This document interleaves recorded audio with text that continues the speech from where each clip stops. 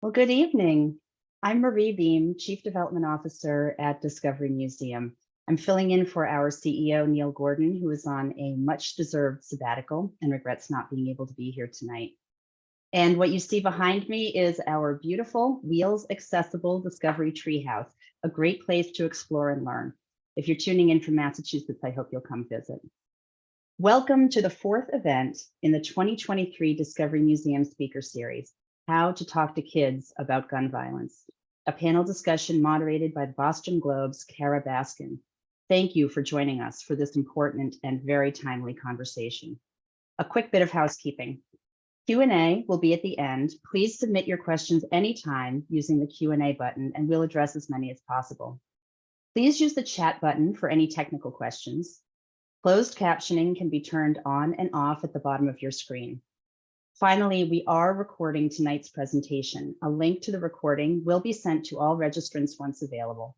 And we'll also send a resource list with any follow-up information our presenters referenced during the talk. I am pleased to extend a special thank you to our speaker series sponsors. Tonight's event is free thanks to the loyal support of Enterprise Bank, Sutherland Realty Group, and NetScout, along with the other sponsors shown here. Their support has made this 11th year of the speaker series possible. And thank you too to those of you who made a donation to support the series along with your reservation for tonight's event. This year's speaker series theme is Conversation, Understanding, Hope. We've chosen to host conversations on topics that can be challenging for families or for anyone really to navigate. Our goal is that with the guidance of informed and insightful speakers, we can all gain a better understanding of these issues, and through that, a more hopeful perspective on the future and on our ability to navigate it. The upcoming events in the schedule are shown here, and registration is open now on our website. We hope you'll join us again. We have guests from 27 US states with us tonight. So if you'll indulge me for just a minute, I'd like to briefly introduce our museum to those of you who don't. Discovery Museum works to support kids and families by providing play-based learning experiences that are rooted in science and nature. We create exhibits and programs that spark kids' natural creativity and curiosity, and that make learning fun. And then we work hard to make those experiences available to every kid. We offer a range of free programs designed for families with children experiencing a disability or other kinds of barriers to visitation, and are proud to report that 25% of our visitors are served for free or nearly free each year.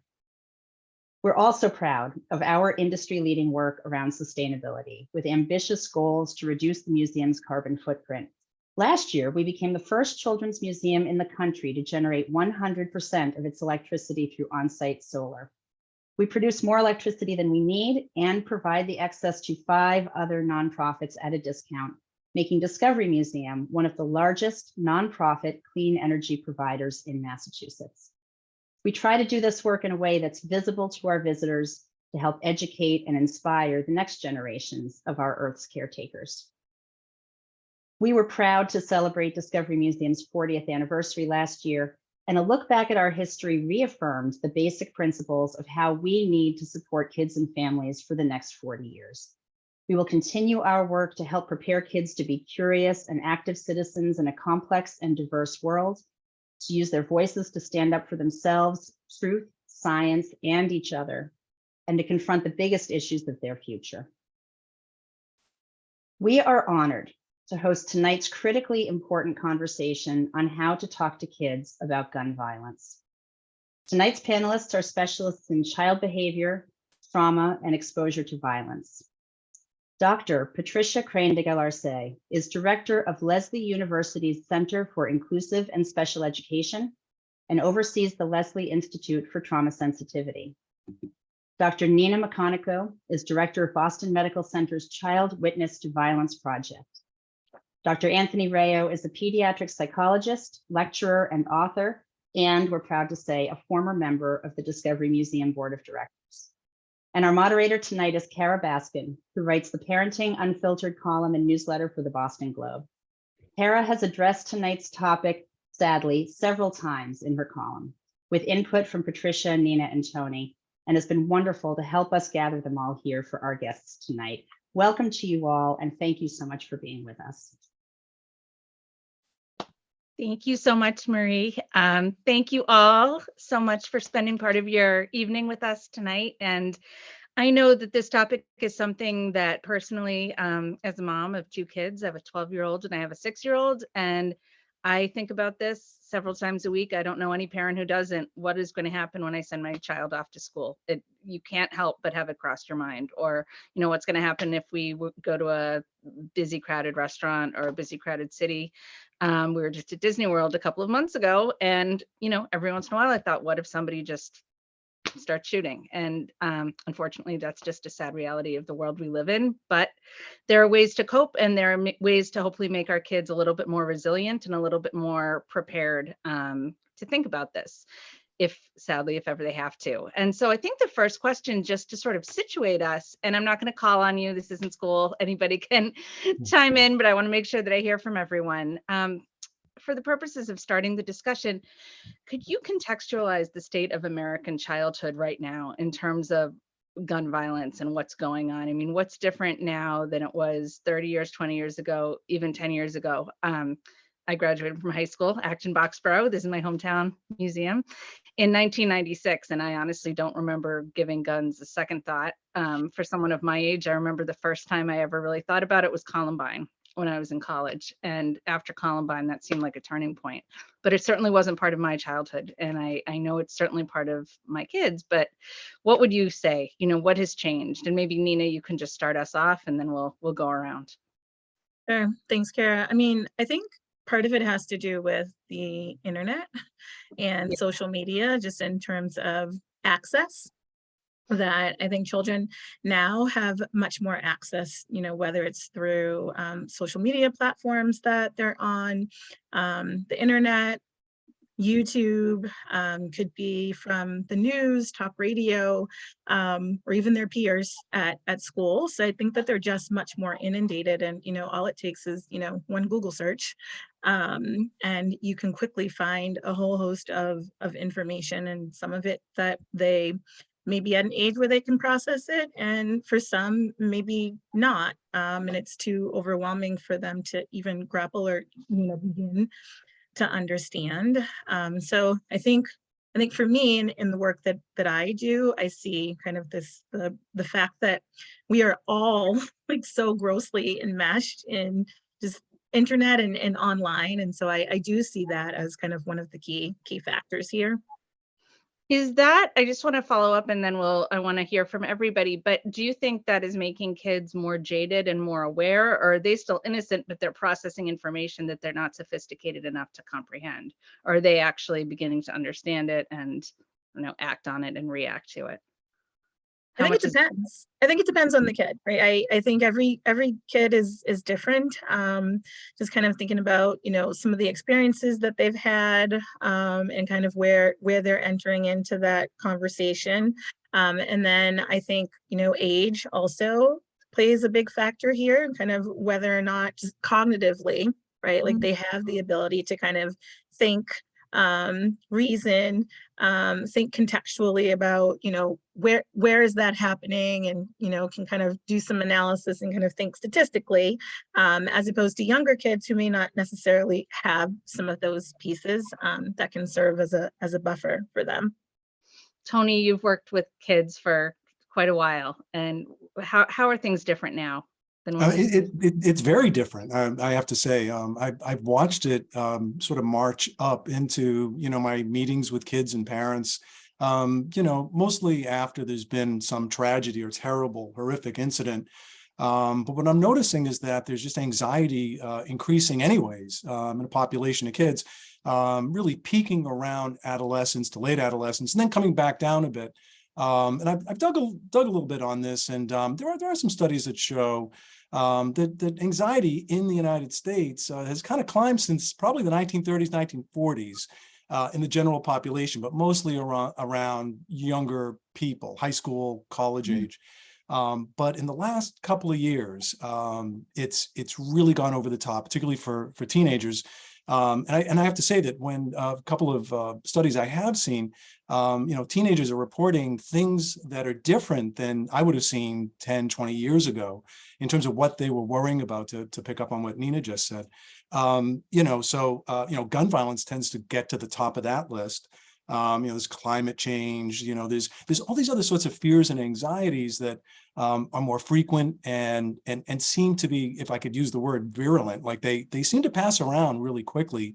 Mhm. Again, the media being very much involved. But I think that the sort of positive aspect of this, while we say, like, what are we doing here in this country that's making our children this worried, this anxious? Well, there's some obvious things, and we don't see it as high or as frequent in other places. I think we can look to other places for models. And I think that as we have more dialogues like this and discussions, we're going to get control over this. What would be some models? Well, I think you want to look at, the Northern Europeans, but also a lot of, Canada. You can look in a lot of places where the control on guns is pretty obvious. Mhm. They may even have a history, and I'm not an expert in this, but they may have a history for hunting, and of course it's used in law enforcement or in the military. But it isn't like everyone has been weaponized, So we have that real political economic problem to deal with. But other children get outside more. Other kids have more free play than we tend to have. Other kids are already in a hyper competitive environment that only gets more and more competitive as they get a little older and they're approaching, potentially college era. There's a lot of factors that I think are revving everybody up, and I don't think this is a big secret. We adults are feeling it too. Yeah, my sixth grader, I felt so badly for him. I was driving him from guitar to tutoring after a full day of school, and he said, "Mom, I never get to go outside anymore. Is this what the rest of my life is going to be like?" And I kind of had to say, yeah, a little bit, but he's only 12 and already it's starting. Patricia, what do you think? I absolutely agree. I think I'm the oldest in the room. And when I was little, we were outside to play after school, running through the woods in nature, biking down the street. We knew it was time to go home when the street lights came on, right? Yeah. That was time for play. And children, as Anthony was saying, spend so much less time outdoors, Mhm. especially in unstructured play where they develop their creativity and imaginations. We need more places like the Discovery Museum so that all Yeah, our children, sure. right? Yeah. It's restorative to be in nature, and it's restorative to have the space to play. So I want to say a few things then, like when I was little and now, and no matter what the social context is, all children need our care, right? No matter the language we use, the culture, or the needs that they have, our children need to feel physically and emotionally safe, and they need to feel connected and loved. Because we do live in a society that feels divisive. It sometimes feels dehumanizing. There is a climate of fear, and in many ways, our children have lost hope, right? They've lost trust. The security of their worlds have crumbled. Yeah. And in some ways, they've lost faith in the adults around them to keep them safe. Well, that leads perfectly. I don't want to cut you off, but I'm good. No, This no. goes perfectly into the next question, which is how much do our children, do you think, know right now, and obviously it's age dependent, but how much do you think kids know about gun violence, and how much should they know from adults? How much should adults protect? How much should adults inform? How much should we reassure? What's our role in this? Because yeah, we want to keep our kids safe, but it feels hypocritical to me as a parent to say, "Oh, you'll be fine." I can't promise that. None of us can. So what's the approach? And that's anybody can answer. Patricia, I interrupted you, so you can go It's on a first. roll. Yeah. Yes, I agree. We really do want to protect our children and preserve their innocence. But even our youngest children, they hear us. They watch us. They know when they get older, when they're on social media. But our youngest children, I think, Neena, you said it earlier, they're not able to understand the complexity of gun violence, but they know when things do not seem right? They're born with mirror neurons and fully deformed amygdalas, right? So they can feel fear, and they are shaken when their world doesn't feel safe. And go ahead. Well, I was going to say, and maybe Neena, you can speak to this. Let's say, I mean, hypothetically, let's talk about a shooting like this, the shooting in Texas, which was, I think, I mean, there are so many, pick one, but the shooting in Texas, in Uvalde, Texas, that isn't going to probably affect my kids. That doesn't have any bearing on them, but this is something that I might see, or I certainly read about and will know about. Do you think then that affects are parents parenting differently because they are aware of this? And are they parenting from a place of fear, do you think, even subconsciously? Yeah, I think absolutely. And I think just to kind of go back to what Patricia said around this piece around people are saturated with fear, right? Yeah. Children are saturated with fear. Adults are saturated with fear. I mean, myself as a parent, right? I have a 6-year-old and a 16-year-old, and I feel fear too every day, right? When they leave the house, and it's one of those things of like, okay, like, are they going to come back? And I am sure that impacts the way that I parent them, and the way that I talk to them, and conversations that we have. And I think for some parents, right, it may also limit how much they let their children kind of be away from them, right, or be away from home. Yeah. And all children, regardless of their age, they do pick up on the cues from their parents, right? So they sense, as Patricia was saying, like they know when something feels off, or something is not quite right? They're looking to those adults around them. And so, like, if you as a parent, if you're stressed and kind of hypervigilant, like your child's going to feed off of that, and they're going to be a little more wound up, right, and hypervigilant. And so we kind of have this loop. Right.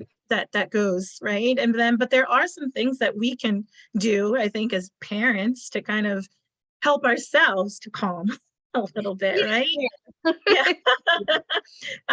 So I think like this idea around of, whether it is whatever way or whatever it is that you do to kind of be connected with yourself and attuned with your own feelings, right? And your own thoughts, right? For some people, it's meditation. For some, it's yoga. For others, it can be prayer.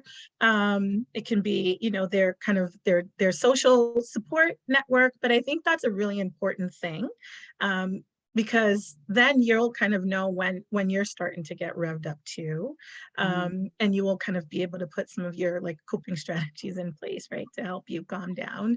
And so whatever it is that's going to kind of help you keep centered. I also tell parents that I work with at Child Witness to Violence at Boston Medical Center is that it's okay to tell your kids that how you're feeling. And actually, I encourage them to tell their kids how they're feeling, because you're human too, right? And it allows them to know that, okay, wow, like this is something that's really big and important. Like my parents are feeling it too, or the adults around me are feeling it too. And I think it kind of opens up some of that conversation and dialogue, right? Because again, kids are gonna know when the caregiver's off, right? So better to be transparent than try to hide it and then, have them guess at why you're you're worried. Tony, I have a trick question for you. I'm throwing something new into the mix, but when, we were talking about parents being afraid to let their kids out of their sight and being hypervigilant and kids not having enough time to play freely and be outside, and parents sort of have become these anxious, in some cases, sort of micromanagers, do you think that is born out of a culture of fear where parents want to control what they can because so much is uncontrollable in our society right now? Do you think that's where this drive comes from? I think it's probably two things. One is that culture of fear. Fear is one of the most contagious emotions you can imagine. And right, like it was said earlier by Patricia, we have mirror neurons, we pick it up. Kids are constantly socially referencing us, particularly the younger ones, but it's communicated also through social media and online. But there's just, so it's in the air, and it's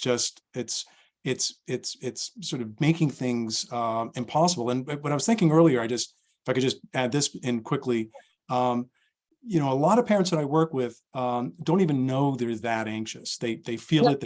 They can put a label to it sometimes when it tips over and they're in a state of overwhelm.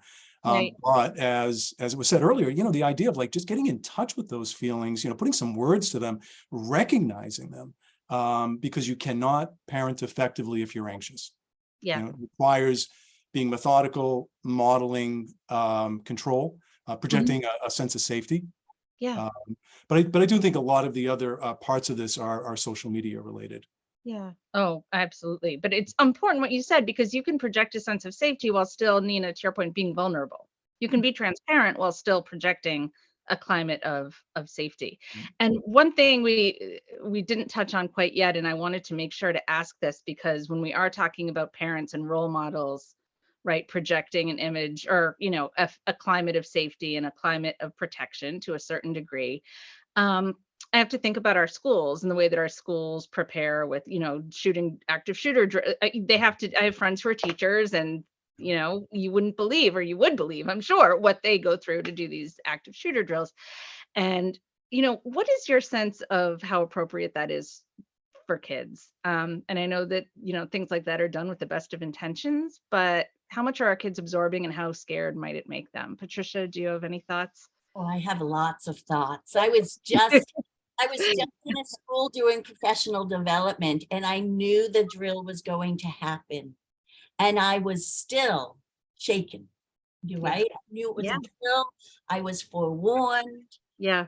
But it took me a bit to pull it together, right? And so, we have many of our states require lockdown or active shooter drills. In Massachusetts, it's a little, we call them multi-hazard practice drills. So it's not as, it doesn't have to be, right, as active shooter related, although it often is. And we know, so Framingham High School, I don't know if you all heard what happened there. They were changing a battery from the alarm, and the active shooting alarm, the message went off, and students and teachers were running.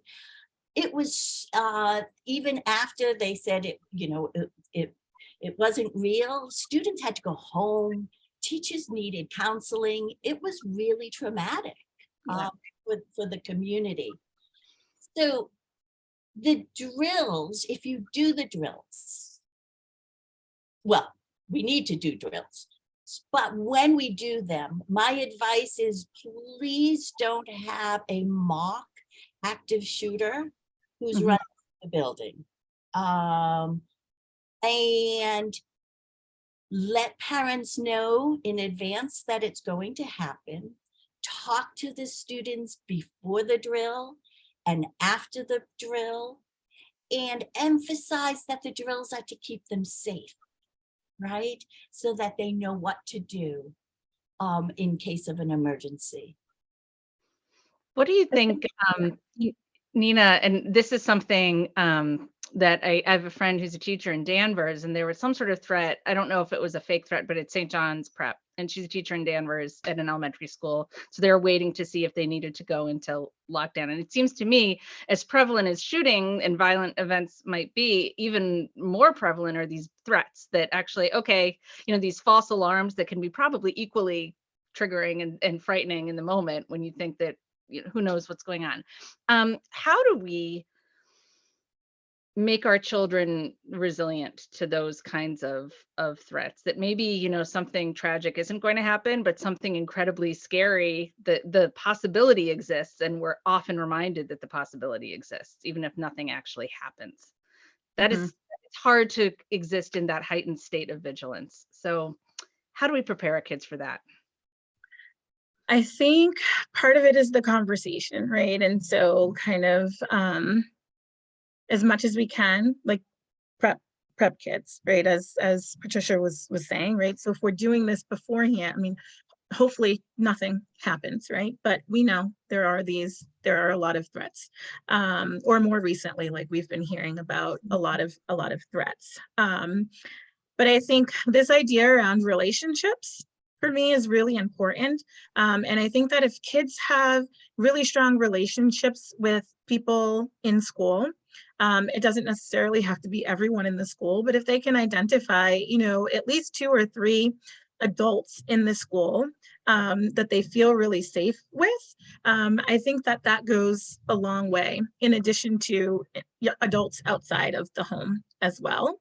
And they know that the adults in the schools are there for their well-being, and they're there to keep them safe, right? And that they're going to do everything that they can in order to make sure that they are safe. I think kind of, the idea around like predictability and routines are also really important during these times, because, we've been talking about mirror neurons and the amygdala, but these are all things that help to calm down the amygdala, right? And so when we're living in kind of this heightened sense of arousal, where, for some, particularly if they've had previous experiences with other kinds of traumatic events, they're kind of waiting, right, for the next danger or the next thing to happen. And so I think like doing some of these kinds of things, right, can really help to like calm that regulatory system down. And I cannot stress enough just the openness and the conversations, right? Like being willing to answer kids' questions, whatever those questions may be, even if they have asked you 20 times and you feel like, oh, we've already been through this. Why do they keep asking me, right? That's their way of processing. That's their way of making sense of it. And that's their way of checking in to make sure, right, is the answer still going to be the same? Right? Well, to your point, and this is interesting. So Tony, you might be a good person to answer this. What if you have a child who doesn't ask questions? How do you check in with your kids if maybe they're not asking you questions, and who knows what they're actually thinking about behind the scenes? I have a 12-year-old who tells me nothing. How was school? Good. What did you do? Nothing. Who'd you sit with at lunch? Same people. Like there's nothing, I'm not getting anything, but I can't imagine that he's not seeing stuff. So how much do you poke, and how much do you stay hands off?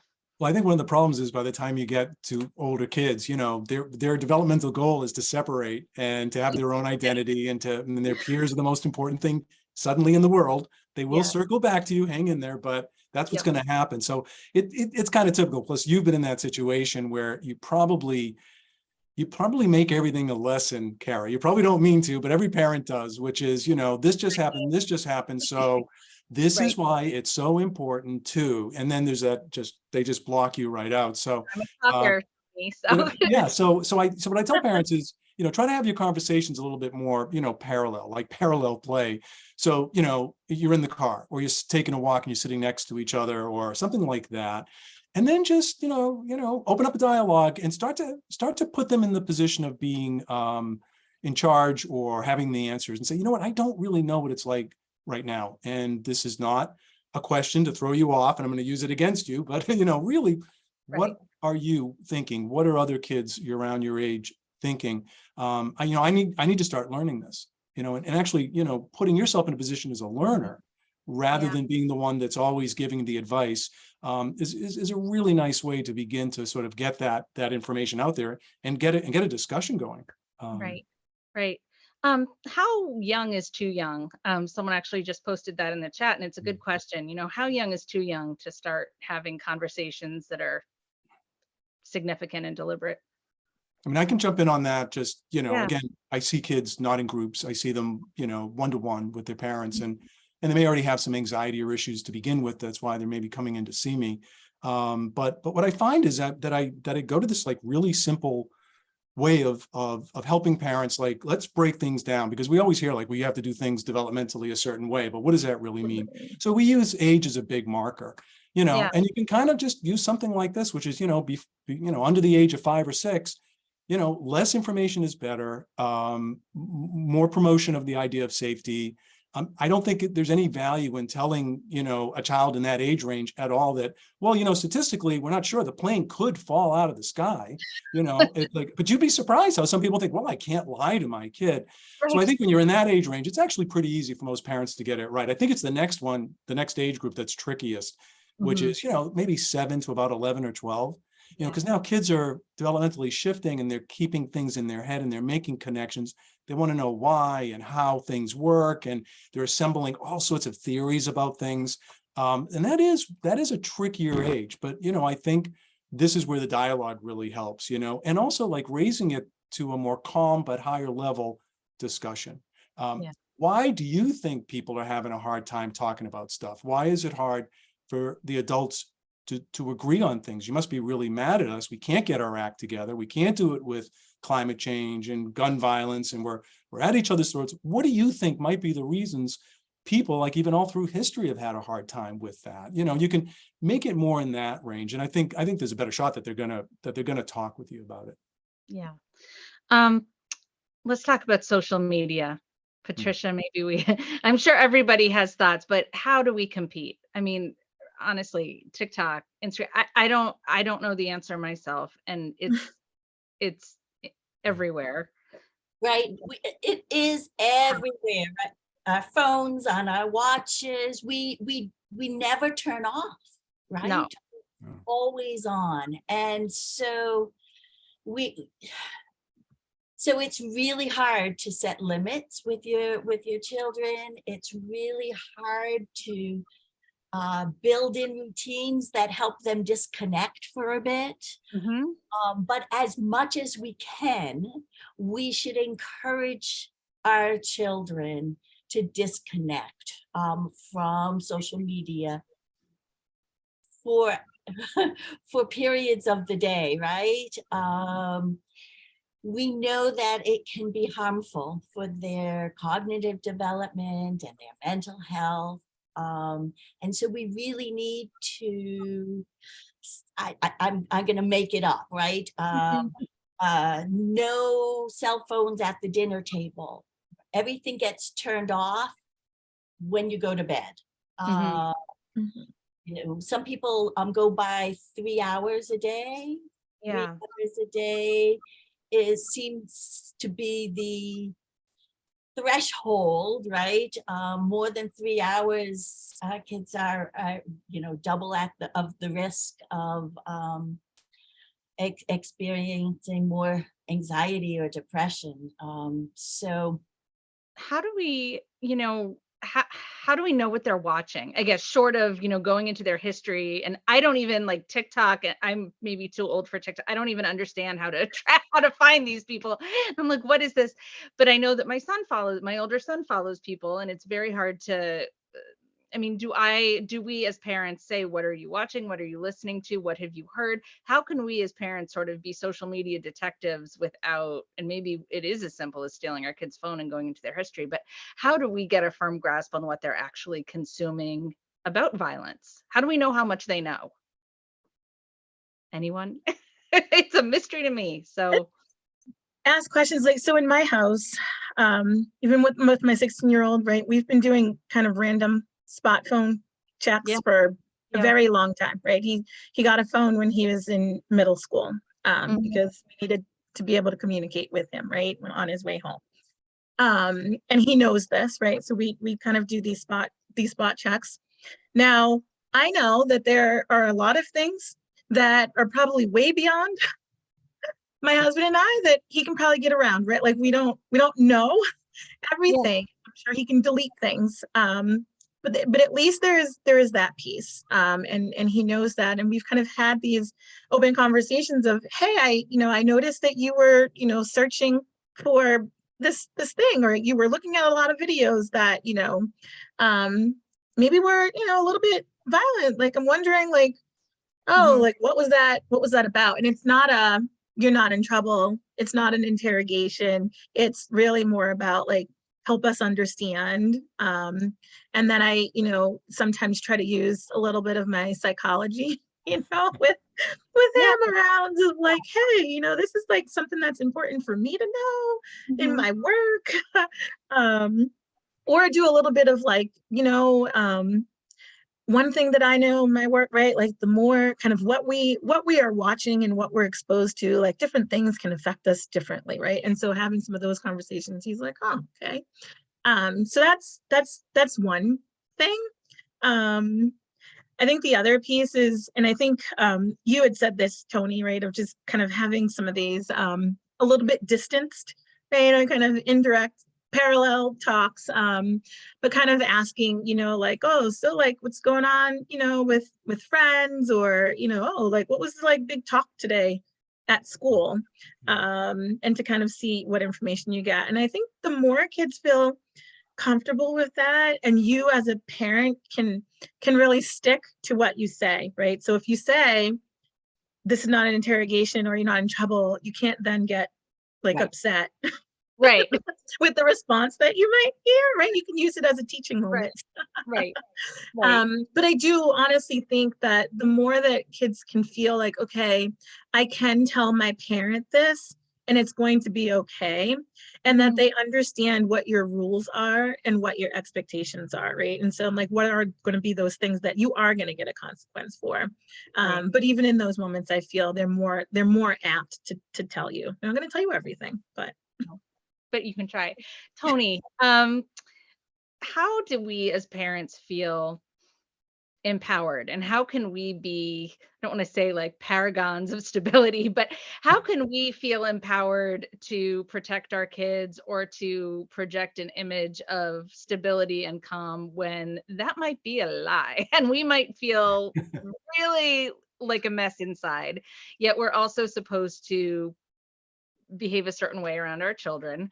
The kids are smart, to Patricia's point, they can pick up on things in a household, and there's only so much you can disguise.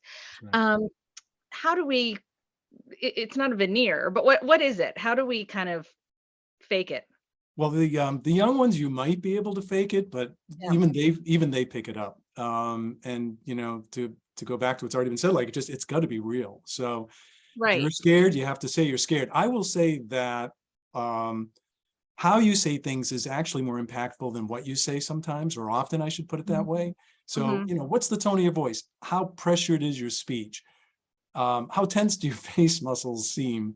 All those physiological signs just get picked up in real time automatically and are registered right into everyone's, receptors. And so in a lot of ways, just, be as real as possible. Try to get calm before you raise these types of topics or want to get into them. And I would say, like for older kids, like once we're at sort of 12 or 13 and up, there's this terrific ability for them to have distance and logic and what we call like metacognition. They can step outside themselves a little bit more, and they can think about the big picture finally, a little bit more abstract in their reasoning. That just gets more and more and more as they go through their teens. Fantastic opportunity to have them talk about, what do you think the problem is? Is there a problem? And what do you think of some of the solutions like that could come about? Like, how would you approach this as a task? Because then you're enlisting their own critical thinking skills to help them understand the world and to help solve its own problems.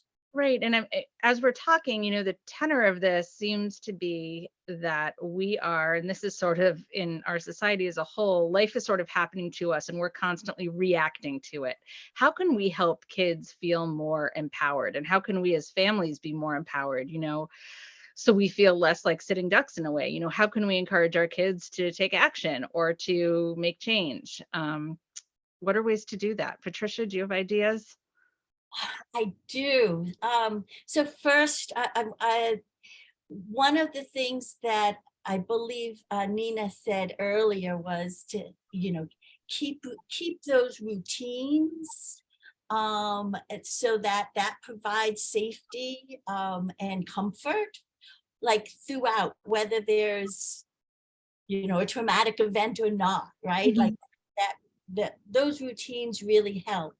And so one of the routines that I love that help students use those problem-solving skills from a young age is using like social stories. We used to do storytelling at night, where if your child is anxious about something that's going to happen the next day, you can go step by step and help them visualize, so that they feel some control and talk it through. And what if you're using a character, what should the character do next, and how can we problem solve? Right. So that's spending time together in normal activities, I think, is really, really helpful to build that resilience. And then to go to what Anthony was talking about, to give especially older students, but I think at all ages, our children are able to do something, whether it's small or big, that they feel will help. So, they hear about some gun violence, and and what can we do to help? Maybe they want to make a card victims, right? Maybe they want to join a peaceful protest. So I think we can model making small and big changes, so that our community, the more we surround ourselves with community and our children with people they can connect with, the safer they'll feel, right? And so I would always ask that question that Anthony said, how can we problem solve around this? What is our responsibility now? Yeah, I think that piece is so important, because, we talk about protective factors, right? Or like, what are those things that support resilience and help to facilitate it? And that sense of community and belonging is especially important, but also that sense of agency and feeling like you have something to contribute, and that you can actually influence, right, or impact the outcome for some of these issues that feel so big and so great. Some of the kind of biggest changes that have happened, right, have come out of this small grassroots, right, like community organizing. And I feel it's important for our kids to learn that and to know that. And like Patricia said, it could be something very small, writing a card to someone, or sometimes schools have different fundraisers, right, or organizations that they donate to, right, or they have a food drive or something. But I think those things are really, really important, and we may minimize them sometimes, or feel like, oh, we're just we're just doing our part to kind of be good citizens, but they actually have much longer lasting impacts. Tony, do you have anything to add? I think if you get into the whole idea of like back to empowerment and agency, when you feel as a parent like it's hopeless or it's just too big, you've given up your control. You've ceded some of your control that you do have, and your kids pick up on that. And what's most important is that control is sometimes often a perception of really, I actually have more control than I realize. And Nina, I love the thing about like there is nothing too small. Like it is so true. So many of the things that have resulted in the biggest changes started as tiny little pieces of things and steps and change. It's a great point. I don't think we can have this conversation without acknowledging the enormous mental health crisis that is affecting kids right now. And there's a lot of kids who are in serious crisis. What are signs that parents should be watchful of kids who are, stretching beyond the normal questioning and nervousness? At what point does it become a problem? And how can parents begin to cope with that? And maybe Tony, we can start with you. Yeah, sure. I can sort of walk you through sort of like if you're in my office and what's going on in my head, as I'm getting some history and parents are talking and I'm watching how kids are acting. I'm looking for something that is more episodic and longer lasting than just in reaction to something that's more recent. And I'm expecting that things can sort of dissipate if it's stress, if it's anxiety, if it's depression, like that, or acting out behavior, that it's less and less and less as you get away from something. To me, that's a good prognostic indicator of a pretty sturdy mental health in a child. But then we look for the big ones, sleep, appetite disturbance, things like that. For older kids, suddenly pulling out of things they used to do, social isolation, hitting on gaming, particularly more violent like games or pornography or whatever, just sort of like dousing themselves, social media, like just escapism. And the more that they're isolated, this goes back, I think, you might have mentioned this as well. Patricia probably did it too. The idea of the relationships, like when they start breaking down their relationships, they're not engaging the things they used to do. They're pulling away. That's when my, sirens go off, that kind of thing. But again, expect that if they have a healthy mental health, they should have a reaction of anxiety to what's been going on. That's a sign of health. It's good reality testing. Yeah.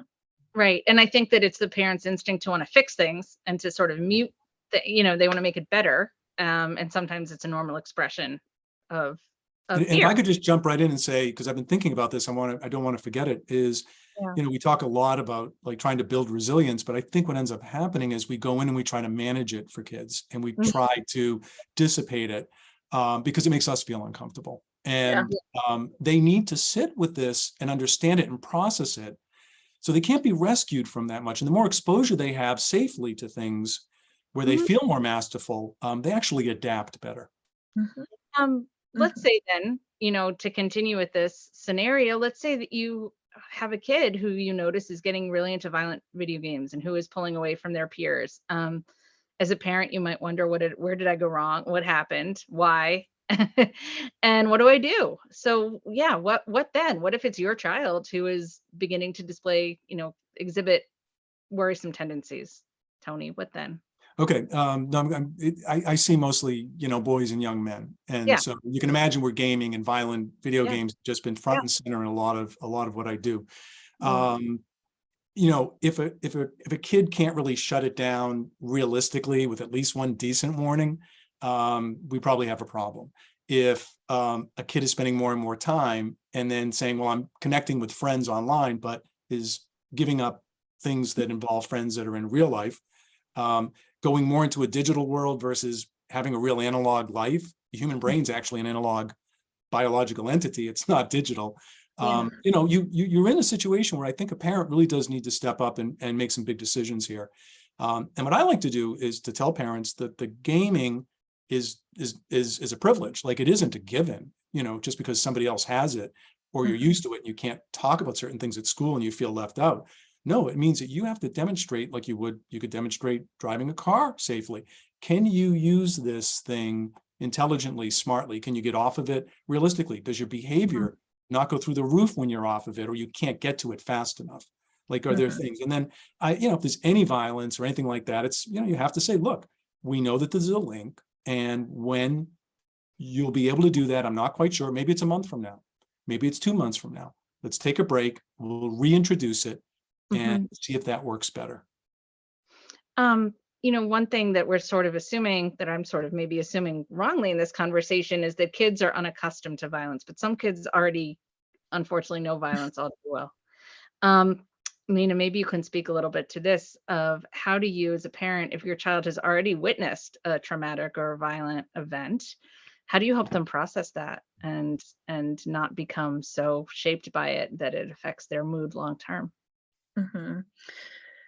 I think, again, right, having those conversations in kind of a safe way with them, setting forth the expectations, but allowing room for, the range of emotions and feelings. And I think, Tony, you were, just talking about this, that sometimes as parents, we are the ones that feel uncomfortable with the affect, right? Whether it's big, the anger, the sadness. But as Tony said, like kids have to learn how to kind of grapple with that and learn some coping strategies, because those feelings they're just a part of life. And so I think, being willing to kind of allow children to express the full range of emotions, safely, of course, but giving them that latitude to be able to do that. And I think, again, it kind of goes back to this piece around that feeling a connection, helping them to kind of feel loved, lovable. Sometimes for kids who've had chronic traumatic incidences, they may have this tendency to feel as though, there's something about them, right? Or in some way they're like bad or they're damaged, right? And so kind of helping them to feel that sense of love, and sense of hope there, really. Last question, and then we're going to open it up to some Q&A. What if you suspect that your child might be wanting to commit violence themselves? Are there, we talked about kids being anxious and, detaching and going really into video games or, breaking up from friends, but are there signs, like real warning signs, that as a parent you should be concerned about that might go beyond anxiety into actual violence? What if my child is actually, planning something terrible? Patricia, do you have any thoughts about that? So if your child is in crisis and they are seriously destroying property, in rage, they have a detailed plan to either harm others or themselves, call 911, right? You need help immediately. Your child needs help immediately. Might be the hardest call of your life, but that is the way to get support and immediate help for your child. So we know that our students, our children process things in different ways, but when it gets to that point that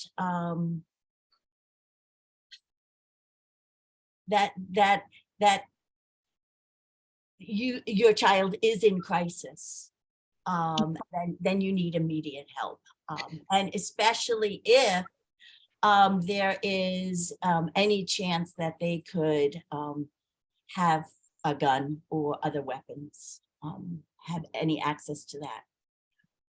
Yeah, that brings up a good point. How safe or how at liberty should we feel to go into our kids' rooms? What should we be feeling comfortable, especially as parents of perhaps teenagers?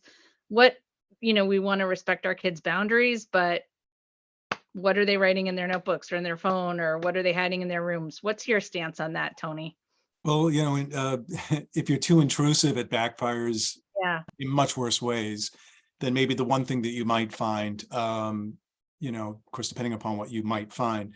I think, this is where sort of you do have to get yourself into a calm state and check in with your intuitive sense of, is what I'm seeing or what I'm feeling really more over the top than usual? Like, does something seem really different, something really strange?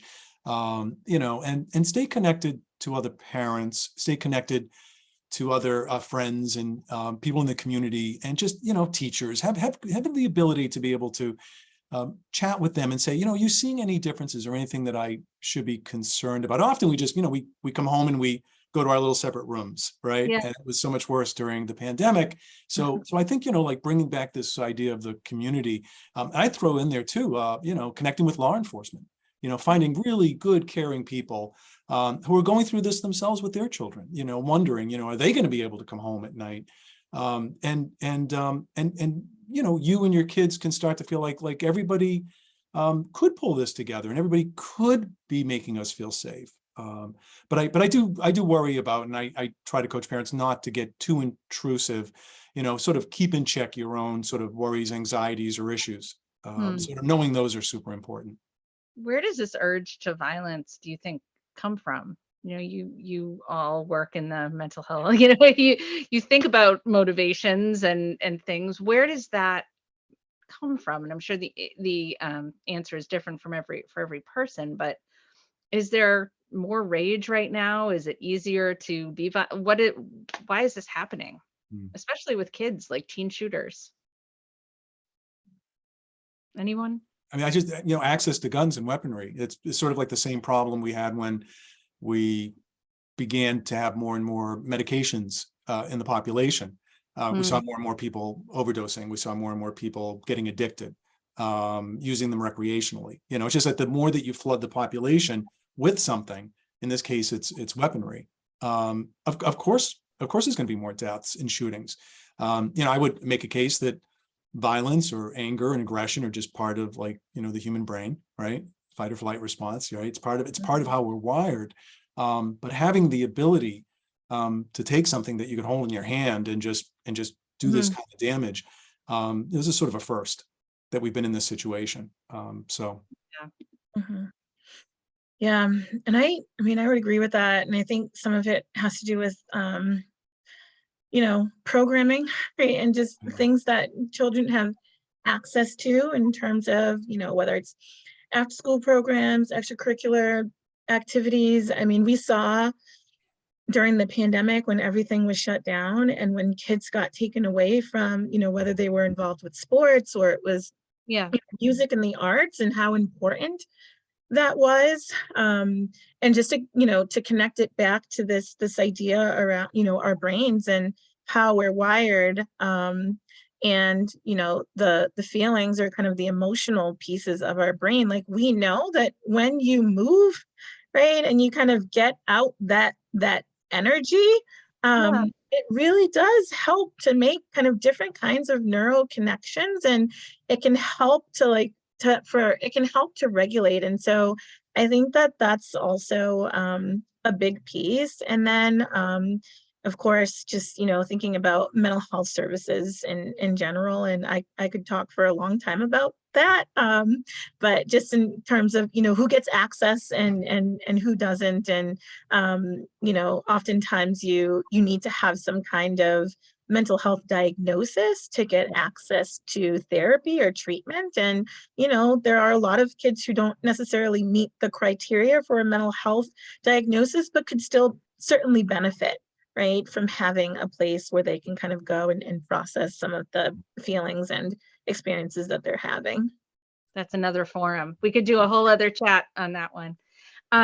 It's 8 o'clock almost, so I'm going to open it up to a few questions. I'm going to pull up the Q&A. We've been getting a few interesting ones, so I'm just going to dive in. Okay, I have a little guy, 5 years old, who's starting school in the fall in Massachusetts. He does not have any experience with active shooter drills at all.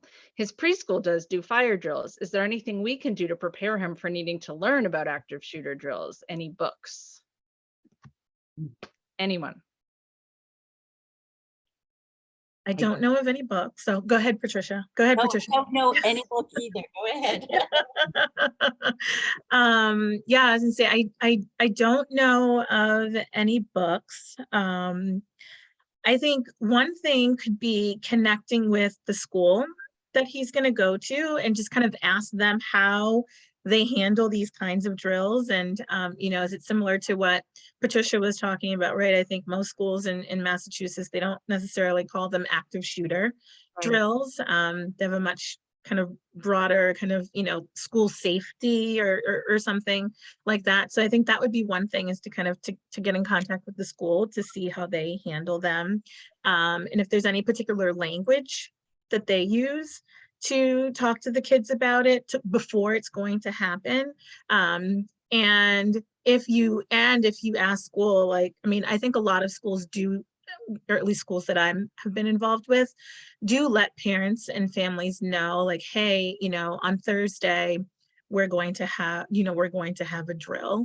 And then that way you would be able to also talk to your child about it beforehand too. And if, you know your child best. And so if your child is someone who tends to get a little more anxious or worried, then, you might need to do a little extra prep work with them. But those would be, I think, some of the first things to do. This is an interesting question. My kids 7 and 8 have pretty significant anxiety, adoption, trauma, etc., and are biracial. My older son is very worried about police shootings of people of color, but we have not introduced the concept of mass shootings. Thoughts on circumstances like these, especially with kids who are worried about lots of things all the time anyway? I could say that for each of them, sort of at an individual level, perhaps gaining a little bit of sense of mastery over themselves, their bodies.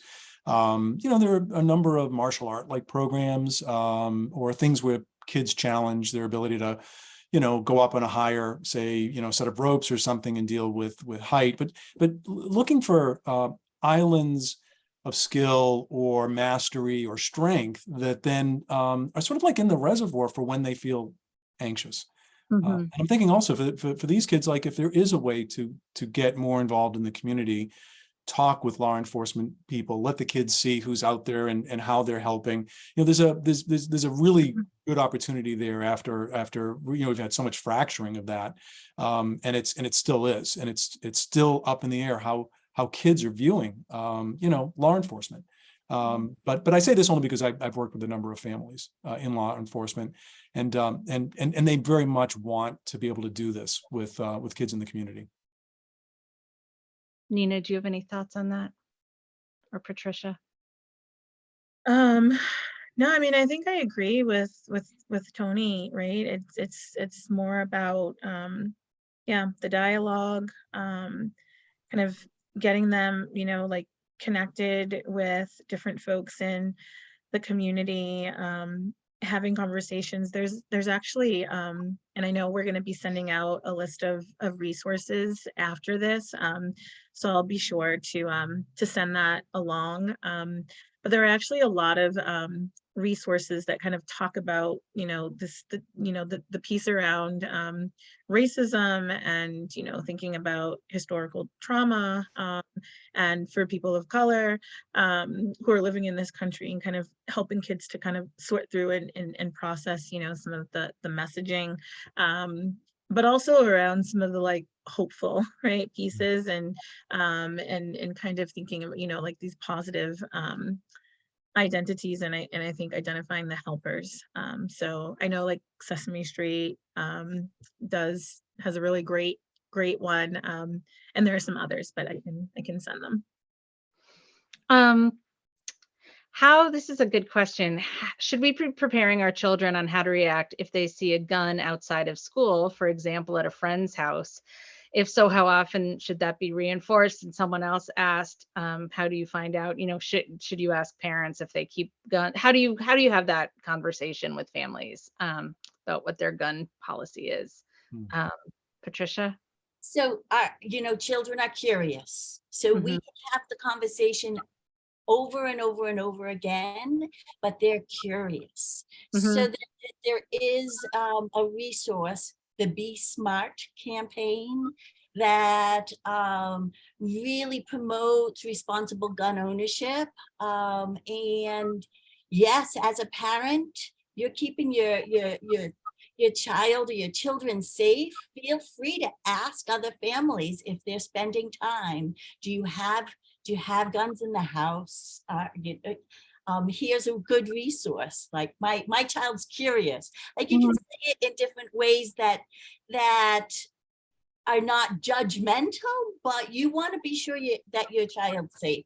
no matter how many times we talk about the difference between toy guns and real guns and playing, you know, Yeah.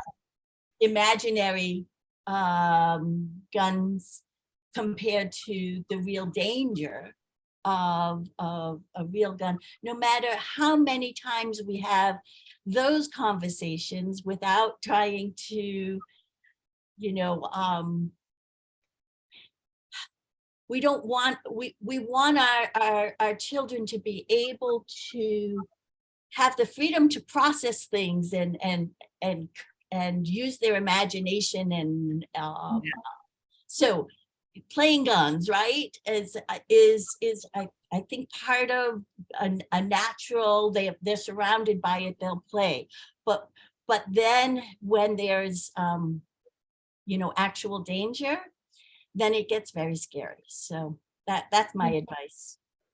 And I think And I treat it just like any other conversation, right? Like if I'm, first of all, if I don't know a parent, my children can't go to that house, right? Like I need to see them, lay eyes on them, have some conversation with them. But I treat it just like any other conversation, just like I might ask about, you know, so like, what are your, you know, like, what are your rules about screen time? Right? Or like, how do you guys handle, you know, consequences or, you know, discipline in your house, or, oh, my kid did this. Like, is your child doing that? Like, what are you guys doing to address that? And then that helps me to get a sense, right, of Right. kind of where they're at and how they're thinking. And I think it's non-confrontational, right? But again, like at the end of the day, like I want to make sure that my children are safe, just like any other parent wants to make sure their children are safe. And I think if it makes you more comfortable to be more direct, like ask the question. And I think, you know, people may get upset or offended, but wouldn't you, it's better to be safe and you would rather know than, you know, something awful happen. Right. This is one for maybe for you, Patricia, or anyone really, but this is interesting. So my husband teaches at a large regional school district in Massachusetts that includes some rural areas where gun ownership is higher than normal. So, okay. Are there any evidence-based strategies that Massachusetts school districts have used to help high schoolers deal with stress, anxiety, et cetera, knowing that gun access is high? So thinking of kids actually turning guns on themselves. Yeah.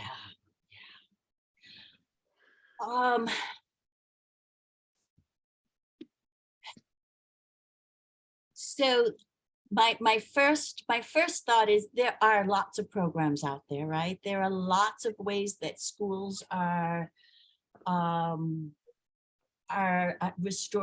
doing restorative practices. They're having conversations and building relationships. It really is the building of relationships that are most important. That if each child, each adolescent, if they feel valued, if they feel heard, if they feel like they can bring their whole selves into the school, and that they belong, there's less likely that they will, if other people love them, that it'll be less likely that they will harm themselves. More eyes, you know, the more people that care, the more we'll see if, you know, if a student slips into depression or is in crisis. Right. Tony, do you have any thoughts to add? No, I think that covered it great. Yeah. Yeah. Yeah. I mean, I will say, like, the word love keeps coming up, and, you Yeah. know, we have to wonder, our kids wondering if we're loving each other, you know, if we're really genuinely in our neighborhoods and our schools and with each other, you know. Yeah. It's, yeah. And it can be scary. I remember, you know, growing up in Acton, and there was quite a few, unfortunately, suicides locally a few years ago. And it hit the community very hard. And it's something, though, you think these kids are loved and protected and cared for, and you never quite always know what's going on just below the surface. And for parents, that can be it is very scary. You never fully know what's going on inside someone's Yes, that's right. brain. Mhm. Anyhow, so we're about to wrap up. I want to give everyone a chance, though. Neena, Patricia, Tony, is there anything that we didn't get a chance to say? Anything that you would like to share, or anything that we should be thinking about that we didn't touch on? No pressure if we covered it all, but I just want to say that it is a hard topic. And so if you've come to listen to us, right, you've come because you're interested and you're probably worried. That I love that you brought up love, Anthony, but the good news is that our brains and our bodies and we're resilient, right? That it's that everyone here at this webinar, as a caring adult, we can help heal, and we can rebuild the trust, and give this strong message to all of our children that they're worth making the world a safer right. place, right? And I would just add that you don't have to have all the answers. Yeah. Don't put that kind of pressure on yourself. As a parent, you just, you guys do your best and trust your instincts. And one other thing I would also, if I could just add, is I'd like to, a big shout out for creativity, art programs, performance art, music, dance, writing. You think about how, we process some of the strongest emotions and hardest experiences of our lives, and see if there's ways to channel that.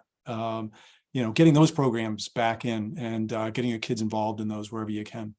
Wonderful outlet for anything where they feel like they're just, they're not a part of something, they're not part of the world. They feel isolated. It's a terrific way. Absolutely. Neena? Yeah, I would just echo everything that Patricia and Anthony said. And I think, allowing ourselves as parents some grace too. And that, just like you don't have to have all the answers, right? Like sometimes, we're not going to be our best selves either, right? But I know there's always that opportunity it will come back around again, whatever the situation, the question, or where you feel like, oh, I didn't handle that the way that I wanted to, there'll be another opportunity that comes around. And so I just say, like, there's always that time to kind of go back, try it again, repair. And that the most important thing is that your children felt as though they were heard, Right. and to them, and that there's openness there, to come back and to come with you. And that, we want to kind of model, right, and be that light that we want our kids to be and kind of bring out into the world. Thank you all so much. This is a good conversation. What a beautiful way to end. Thank you all. I was jotting some notes as you were talking, and I wrote down how at the museum we talk a lot about how we can use our environment to help families better understand and practice empathy. And so it felt to me that this is, having conversations with our children that are rooted in empathy for them and where they are, and also, as you suggest, Neena, having empathy for ourselves, because we're all learning as we go, right? As parents, as caretakers, and as community members. This has been just a wonderful, useful, practical, and very hopeful conversation. I thank you all very much.